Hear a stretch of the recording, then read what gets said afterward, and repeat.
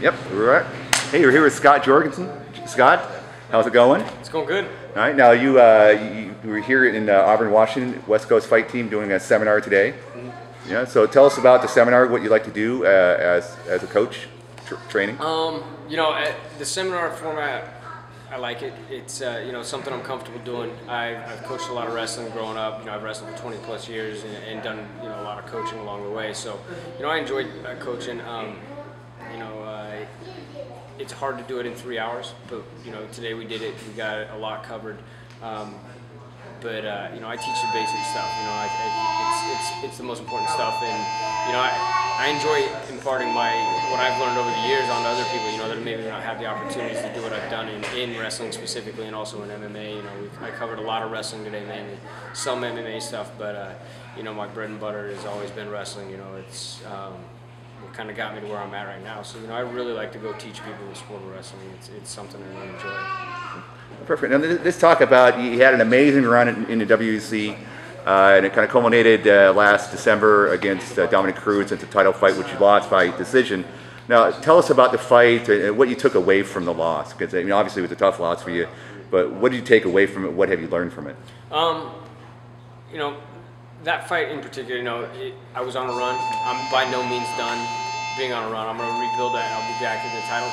I'll be back in that title picture by the end of the year, no doubt about it. I set my mind to something and I come back. The biggest thing I learned against Dominic was going into that fight. I faced a lot of things that I never did, which was a healthy training camp for the first time ever. I fought Brad Pickett with separated ribs. I fought Kenji Osawa with a torn ACL, and I've never had it repaired.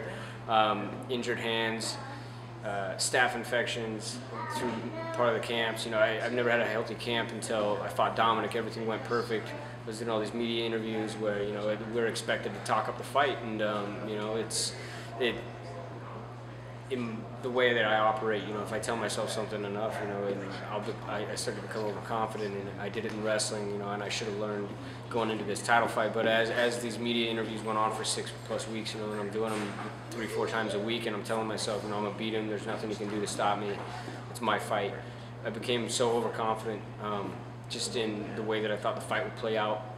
I fought with no sense of urgency. I went out there thinking I'd just clip him with one big right hand, it'd go to sleep, and that'd be it. I'd be walking out with a UFC championship. But that was the biggest thing that I learned is, something I learned in wrestling from the time I was like a little kid. You earn everything you get in sports. If you want to win something, you earn it. You never bank off luck and hoping.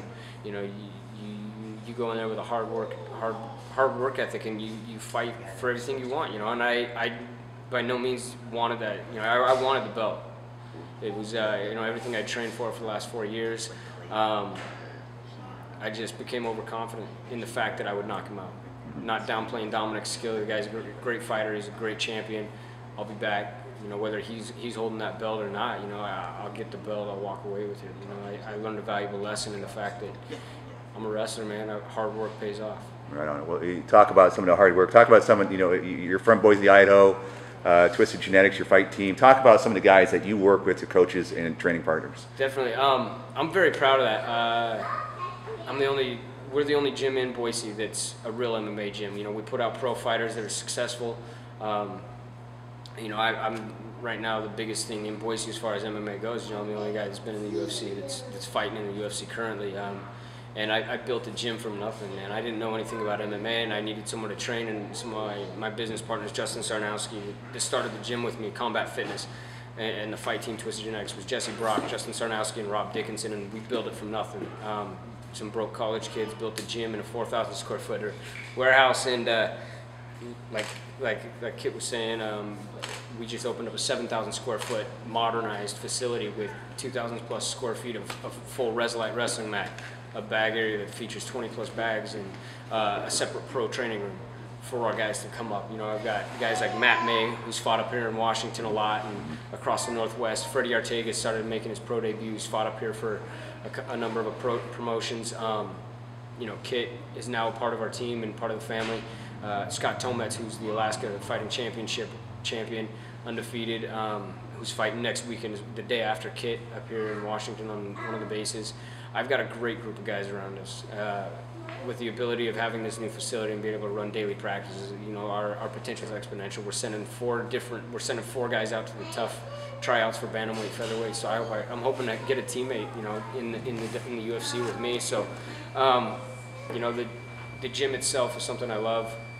Fighting and coaching these guys and helping them get to where I'm at, because they've done it for me, is something that I really actually am looking forward to. Okay. Now, over in Boise, do you got a lot of places for these guys to fight at, or are you guys throwing your own shows now, or what are you doing over there? We're not doing our own shows yet. We acquired a cage when we purchased all of the Driven Gym's equipment, which was Jens Pulver and Tony Frickland's. But we're looking to possibly put on a promotion here in the future. But right now, we're just focusing on getting the new gym up and running everything much in a smoother way, and getting our guys into some of the bigger shows. We've got a lot of potential with guys, and it's just getting them exposure. So a lot of our guys are fighting out of state. All of our pros, there's no pro shows in Boise, so pretty much all of our pros are traveling, mainly through the Northwest or California. But our amateur guys that are coming up, we're really excited. We've got an 18-year-old kid his potential is exponential, and we made him promise. He came in as a troubled kid, and we made him promise that he'd graduate college or high school before we get him a fight, and he's 2 months away from it and begging for a fight. So we're excited for him. His name's Cody Sattler, and we just got a great group of guys. We're excited. Kit, myself, and all of our coaches over at Combat Fitness. We're looking to show what Boise has to offer to win the middle world. Right on. Now you're in the UFC now. You might have a fight coming up, but not official yet.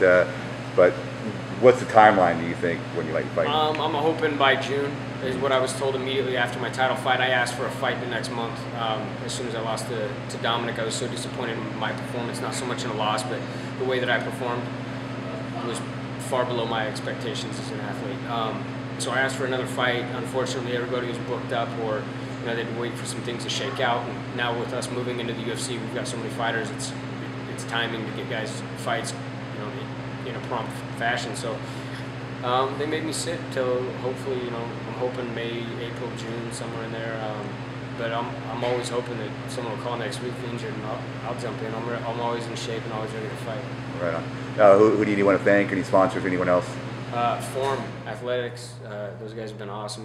They've been doing some awesome things for the sport, taking the branding of clothing outside of skulls, blood, and guns and violence. It's something you can wear anywhere in the world and not have to worry about someone pegging you as a fighter, which is something I like. I'm a firm believer in what they're doing, and we've got a strong family. Mark Munoz, John Jones fighting Shogun for the title. Uriah's at my weight, and Joseph at my weight. Everybody's doing successful. Danny Castillo just won the other night, along with Mark Munoz, a great knockout over CB Dalloway.